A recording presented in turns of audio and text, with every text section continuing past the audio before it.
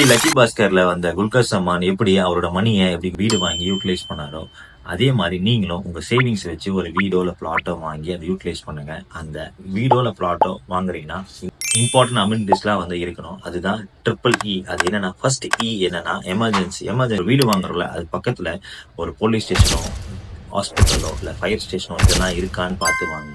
Second இ பார்த்தீங்கன்னா education. நம்ம வாங்க ஒரு பிளாட்டை பக்கத்துல ஸ்கூல், காலேஜஸ், கோர்ஸ் படிக்க இன்ஸ்டியூட் அந்த மாதிரி இருக்கான்றத பார்த்துட்டு வாங்க. அண்ட் தேர்ட் இ வந்து என்டர்டெயின்மெண்ட். டெம்பிள், மால்ஸ், தியேட்டர்ஸ், அதுக்கப்புறம் bus stand, metro, railway station, இது எல்லாமே பார்த்து வாங்கினீங்கன்னா உங்களுக்கு வந்து ஃபியூச்சர்ல எல்லாமே யூஸ் ஆகும். நீங்க ஆக்சசிபிலிட்டியும் ரொம்ப ஈஸியாகவும் இருக்கும். உங்களை வீடு வாங்குறதுக்கு ரொம்ப ப்ளசண்டாகவும் இருக்கும்.